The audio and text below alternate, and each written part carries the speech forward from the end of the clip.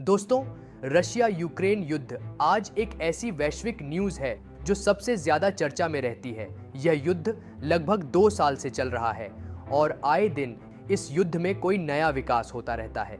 इस युद्ध की शुरुआत 24 फरवरी 2022 में रशिया के यूक्रेन पर हमले के साथ हुई थी, लेकिन हम सभी जानते हैं कि यह युद्ध अब केवल इन दोनों देशों तक सीमित नहीं रहा है, क्योंकि कई सारे नेटो देश जैसे फ्रांस, जर्मनी इस युद्ध में यूक्रेन की मदद कर रहे हैं।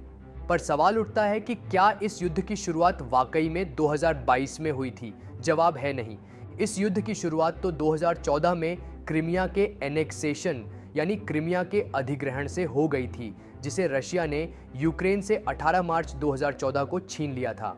दोस्तों, आज क्राइमिया पर रशिया का ही नियंत्रण है, लेकिन सवाल उठता है, क्या यूक्रेन क्राइमिया को रशिया से वापस ले सकता है? क्योंकि 2023 में क्राइमिया को लेकर यूक्रेन के राष्ट्रपति व्लादिमीर जेलेंस्की ने यह कहा था कि इस युद्ध की शुरुआत क्राइमिया की वजह से हुई थी और क्राइमिया के साथ ही यह युद्ध खत्म होगा। मुझे मालूम है आप लोग सोच रहे होंगे कि यूक्रेन जो आज खुद रशिया से बुरी तरह मार खा रहा है, वो खुद को बचाने की बजाय क्राइमिया को वापस लेने की बात कैसे कर सकता है। दरअसल क्रीमियन एरिया की जियोग्राफी देखकर पता लगता है कि पेरेकोप प्रायद्वीप, चौहार प्रायद्वीप, अरबात स्पिट, कर्च ब्रिज और मेलिटोपोल ऐसे कुछ एरियाज हैं जिनके जरिए यूक्रेन रशिया के लिए मुश्किलें बढ़ा सकता है और रशिया के साथ चल रहे युद्ध में एक एज ले सकता है। इसलिए आज की वीडियो में हम इन्हीं पॉसिबिलिटीज पर नजर डालेंगे। हम जानने की कोशिश करेंगे कि आखिर क्यों यूक्रेन अपनी जीत की चाबी क्राइमिया में ढूंढ रहा है। क्राइमिया में ऐसा क्या है जिसके लिए यूक्रेन अपने बचे हुए सभी दांव चल सकता है, और अगर यूक्रेन क्राइमिया को रशिया से वापस लेगा भी तो उसको कौन कौन सी मिलिट्री स्ट्रैटेजीज यूज करनी होगी, जानेंगे इस वीडियो में। दोस्तों, ये वीडियो हमारी जियोपॉलिटिकल मास्टर क्लास सीरीज की वीडियो है, जिसमें हम जियोपॉलिटिक्स के पेचीदा मुद्दों या कठिन कॉन्सेप्ट्स को एनिमेशन की मदद से बहुत ही आसान भाषा में समझते हैं। इसलिए चैनल को सब्सक्राइब करना बिल्कुल भी मत भूलिएगा। आइए वीडियो शुरू करते हैं। दोस्तों, आगे बढ़ने से पहले ये जानते हैं कि क्राइमिया रशिया के अधिकार में आया कैसे। How Russia captured Crimea. दोस्तों, क्राइमिया पहले रशिया का ही हिस्सा था, लेकिन 1954 में सोवियत संघ के नेता निकिटा क्रुश्चोव ने यूक्रेन को क्राइमिया गिफ्ट कर दिया। इसके बाद 2004 में यूक्रेन में प्रेसिडेंशियल इलेक्शंस हुए, जिसमें रशिया द्वारा सपोर्टेड कैंडिडेट विक्टर यानुकोविच की जीत हुई। उनकी जीत पर यूक्रेन में विद्रोह शुरू हो गया, जिसे ऑरेंज रेवोल्यूशन का नाम दिया गया, लेकिन किसी तरह इस प्रोटेस्ट को दबा दिया गया। 2010 में एक बार फिर विक्टर यानुकोविच इलेक्शंस जीत गए। 2013 में यूक्रेन और यूरोपीय यूनियन के बीच एक समझौता होने वाला था, जिसमें यूक्रेन को 15 अरब डॉलर का पैकेज मिलने वाला था, लेकिन यानुकोविच ने इस समझौते पर साइन करने से मना कर दिया, जिसके बाद लोगों ने इतने जोरदार प्रदर्शन किए कि 22 फरवरी 2014 को उन्हें देश छोड़कर जाना पड़ा। उनके जाते ही रशिया की जगह यूरोपीय संघ को सपोर्ट करने वाली गवर्नमेंट आ गई, और ऐसा होते ही रशिया, जिसने 1954 में यूक्रेन को क्राइमिया क्षेत्र गिफ्ट दिया था, उसको वापस हथियाने के लिए हमला कर दिया। 27 फरवरी 2014 को आर्मी यूनिफॉर्म में लोगों ने क्राइमिया की गवर्नमेंट बिल्डिंग्स को कैप्चर कर लिया, लेकिन रशिया का कहना था कि ये रशिया सोल्जर्स नहीं हैं। इसके बाद 16 मार्च 2014 को क्राइमिया में रेफरेंडम करवाया गया और ऐसा दावा किया गया कि 97% लोग रशिया में शामिल होना चाहते हैं। फिर 18 मार्च 2014 को क्राइमिया को फॉर्मली रशिया ने अपने में मिला लिया। क्राइमिया पर किए गए इस अटैक के बाद रशिया पर बहुत सारे सैंक्शंस लगाए गए, लेकिन व्लादिमीर पुतिन ने कहा कि क्राइमिया अटैक में रशिया की कोई रोल नहीं है, और बिना एक भी बुलेट चलाए रेफरेंडम के जरिए क्राइमिया को उन्होंने अपने साथ जोड़ा है। अब असल में हथियार के साथ क्राइमिया पर कब्जा करने वाले लोग कौन थे और रेफरेंडम की क्या सच्चाई थी, ये कभी प्रूव ही नहीं हो पाया। लेकिन अब यूक्रेन क्राइमिया को वापस लेना चाहता है। क्यों? Why Ukraine wants Crimea. सबसे पहला कारण है क्राइमिया की जियोग्राफी। दोस्तों, क्राइमिया यूक्रेन के साउथ में लोकेटेड है और इसके राइट में सी ऑफ एज़ोव, तो वहीं साउथ और वेस्ट में ब्लैक सी मौजूद है। सही मायनों में क्राइमिया यूक्रेन का ही एक्सटेंशन है और सीधे तौर पर इसका रशिया के साथ कोई कनेक्शन नहीं है। यही कारण है कि यूक्रेन क्राइमिया को अपना इंटीग्रल पार्ट मानता है, जिस पर उसका अधिकार है। दूसरा कारण है इकोनॉमिक सिक्योरिटी। जो क्राइमिया की ज्योग्राफी से ही जुड़ा हुआ है। दरअसल क्राइमिया में कुछ बेहद महत्वपूर्ण पोर्ट्स मौजूद हैं, क्योंकि क्राइमिया के पास ब्लैक सी का डायरेक्ट एक्सेस है। इंटरनेशनल ट्रांसपोर्ट वर्कर्स फेडरेशन के अनुसार 2013 में क्राइमिया में कम से कम 12 मर्चेंट सी पोर्ट्स ऑपरेशनल थे। क्राइमिया से ब्लैक सी के जरिए पहले इस्तांबुल के पास बॉस्फोरस स्ट्रेट को क्रॉस करके सी ऑफ मरमारा पहुंचा जा सकता है।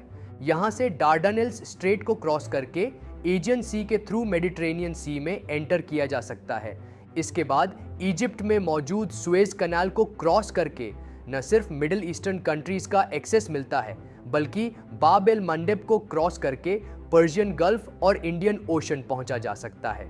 साथ ही टायरिनियन सी और स्ट्रेट ऑफ जिब्राल्टर को क्रॉस करके नॉर्थ अटलांटिक ओशन में भी एंट्री ली जा सकती है। पर अभी ये रशिया के पास है, जिसके कई सारे पोर्ट्स विंटर्स में फ्रोजन होने के वजह से ऑपरेशनल नहीं रहते और इसीलिए रशिया क्रीमिया के पोर्ट्स का यूज अपनी ट्रेडिंग एक्टिविटीज के लिए करता है। लेकिन अगर क्राइमिया पर यूक्रेन का कब्जा होगा तो यूक्रेन यहां से अपनी ट्रेडिंग एक्टिविटीज को बढ़ा सकता है और इकोनॉमिक ग्रोथ को इंश्योर कर सकता है। सिर्फ यही नहीं, यूक्रेन में मौजूद डिनीप्रो रिवर एक मेजर वाटरवे है जो यूरोपीय कॉन्टिनेंट को क्रॉस करते हुए ब्लैक सी और बाल्टिक सी का एक्सेस देती है। ऐसे में क्राइमिया के पोर्ट्स का इस्तेमाल इस वाटरवे से आने वाले मल्टीपल कंट्रीज के कार्गो शिप्स द्वारा भी किया जा सकता है, जिससे यूक्रेन को काफी रेवेन्यू मिलेगा। तीसरा कारण है मिलिट्री सिक्योरिटी। क्राइमिया के पोर्ट्स का इस्तेमाल रशिया नेवल बेसिस के रूप में करता है। उदाहरण के लिए क्राइमिया का सेवास्टोपोल पोर्ट, जो रशिया का one of the most important base है, क्योंकि ये रशिया का ओनली वार्म वाटर वाला बेस है। क्राइमियन पोर्ट से रशियन मिलिट्री यूक्रेन को सदर्न डायरेक्शन से घेर कर रखते हैं और यहाँ मौजूद ब्लैक सी फ्लीट इन पोर्ट से लॉन्ग रेंज के अटैक्स कर सकती है। सिर्फ यही नहीं, क्राइमिया के साकी में रशिया का एयरफोर्स बेस भी मौजूद है। अब करंटली यूक्रेन रशिया की इन मिलिट्री एस्टैब्लिशमेंट्स का कुछ नहीं कर सकता, क्योंकि यूक्रेन के पास जो हाई मार्स यानी high mobility artillery rocket system है, उसकी रेंज क्राइमिया तक नहीं है।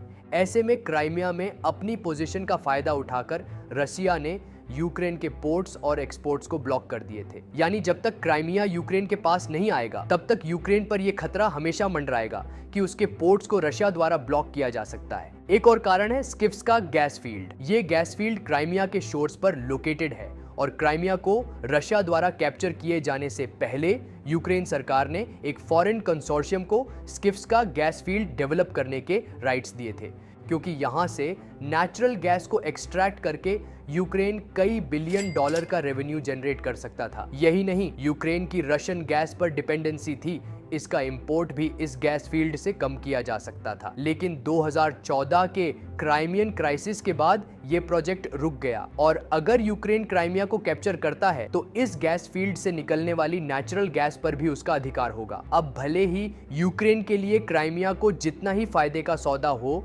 लेकिन ये भी सच है कि उसके सामने रशिया है, जो आज भी वर्ल्ड की एक बड़ी मिलिट्री पावर है। तो सवाल ये है कि यूक्रेन आखिर रशिया से क्राइमिया को वापस लेगा कैसे?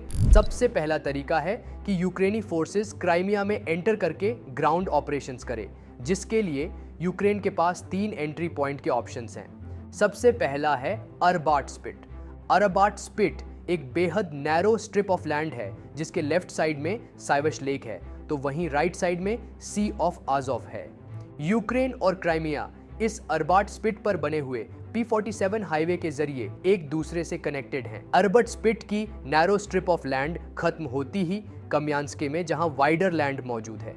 अब अगर यूक्रेन इस एंट्री पॉइंट का इस्तेमाल करके क्राइमिया में एंटर करना चाहे तो उसके लिए फोर्सेस को पहले लगभग 120 किलोमीटर का डिस्टेंस कवर करना पड़ेगा और कम्यान्स्के पहुंचना होगा। इस रास्ते से यूक्रेन के लिए घुसना बहुत बड़ा खतरा होगा, क्योंकि इस पूरे रास्ते पर बिल्कुल भी वेजिटेशन नहीं है, जिससे यहाँ छुपना इम्पॉसिबल है। ऐसे में रशियन आर्टिलरी अटैक करके हाईवे को डिस्ट्रॉय कर सकती हैं और अटैकर्स को खत्म कर सकती हैं। सेकेंडरी एंट्री पॉइंट है चोहार पेनिनसुला, जिसे साइवैश भी कहते हैं। इस पॉइंट से यूक्रेन और क्राइमिया E105 हाईवे के जरिए कनेक्टेड हैं। यहाँ आसपास बेहद शैलो लेगून्स हैं, जिन्हें लो टाइड के दौरान आसानी से पार किया जा सकता है। लेकिन यहाँ भी अरबाट स्पिट जैसी ही समस्या यूक्रेनी फोर्सेस के लिए आएगी, क्योंकि रशियन आर्टिलरीज के लिए यहाँ यूक्रेनी फोर्सेस को टारगेट करना मुश्किल नहीं होगा और वह आसानी से इस हाईवे को नष्ट करके पूरा ऑपरेशन ध्वस्त कर सकते हैं। तीसरा और सबसे ज्यादा प्रैक्टिकल एंट्री पॉइंट है पेरिकोप इस्थमस। ये सिर्फ 5 से 7 किलोमीटर चौड़ा एक लैंड एरिया है जहां से सीधे तौर पर अटैक करना यूक्रेन के लिए सबसे ज्यादा एडवांटेजेस होगा। लेकिन इन तीनों एंट्री पॉइंट से ग्राउंड ऑपरेशंस ही किए जा सकते हैं, जो कि बहुत अच्छा आइडिया नहीं है, क्योंकि रशिया पहले से ही यूक्रेन से क्राइमिया को डिफेंड करने की तैयारी में लगा हुआ है। रशियंस ट्रेंचेस बना रहे हैं, फोर्टिफिकेशंस कर रहे हैं, माइनफील्ड्स बिछा रहे हैं और आर्मियान्स चर्नोमोर्स्क, साकी, झांकोए और मोलोचने जैसे एरियाज में एंटी टैंक ड्रैगन टीथ भी इंस्टॉल कर रहे हैं। सिर्फ यही नहीं, रशिया ने Bastion P mobile coastal defence missile system, Iskander M ballistic missile system और S-400 एयर डिफेंस सिस्टम भी डिप्लॉय किए हैं। अब इन सभी प्रॉब्लम से बचते हुए रशिया के हाथों क्राइमिया को लिबरेट कराना बेहद मुश्किल कार्य लगता है। साथ ही नेवी ऑपरेशन भी नहीं किया जा सकता, क्योंकि रशियन नेवी यूक्रेन से कहीं अधिक सुपीरियर है और बेहद एडवांस्ड है। ऐसे में यूक्रेन के पास सिर्फ एक प्रैक्टिकल सॉल्यूशन है। यूक्रेनी फोर्सेस को रशियन बलों की ग्राउंड सप्लाई लाइंस को ध्वस्त करना होगा। अब वर्तमान में रशिया क्राइमिया में 2 रास्तों से सप्लाई भेज रहा है। पहला है मेलिटोपोल से आने वाला हाईवे। अगर यूक्रेन रशिया की सप्लाई काटना चाहता है तो उसे सबसे पहले जापोरिजिया ओब्लास्ट को लिबरेट करना होगा, ताकि मेलिटोपोल पर कब्जा किया जा सके। मेलिटोपोल पर कब्जे का मतलब होगा कि रशिया की एक महत्वपूर्ण सप्लाई लाइन बंद हो जाएगी और रशिया के पास बचेगी केवल दूसरी सप्लाई लाइन। सप्लाई का दूसरा रास्ता है कर्च ब्रिज। इसे तो ऑलरेडी यूक्रेन मल्टीपल अटैक्स में काफी डैमेज कर चुका है। ऐसे में अगर कर्च ब्रिज का रास्ता भी कट ऑफ हो जाए तो क्राइमिया में रशिया की ग्राउंड सप्लाई पूरी तरह से बंद हो जाएगी। लेकिन यूक्रेन ये सप्लाई लाइंस पर अटैक कैसे करेगा,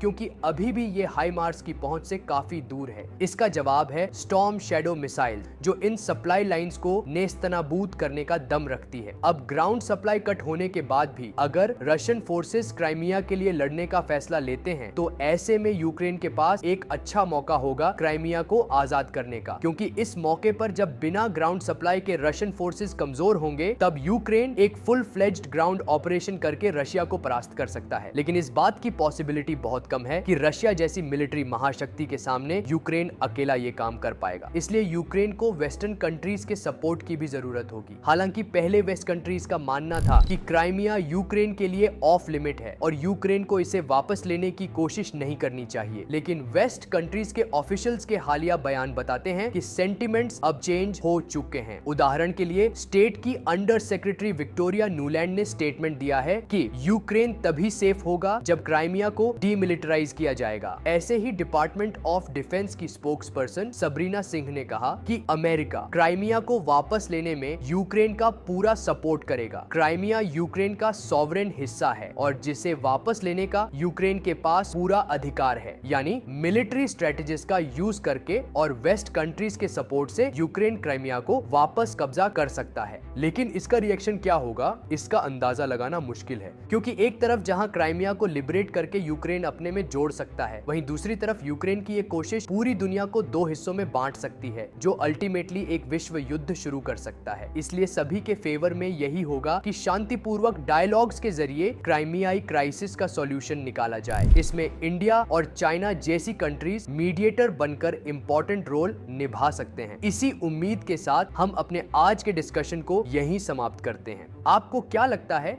कि क्या यूक्रेन रशिया को हरा पाएगा? इस सवाल का जवाब हमें कमेंट बॉक्स में जरूर दीजिएगा। बाकी वीडियो पसंद आई हो तो वीडियो को लाइक कर दीजिए और चैनल को सब्सक्राइब कर लीजिए। मिलते हैं आपसे अगली वीडियो में। जय हिंद।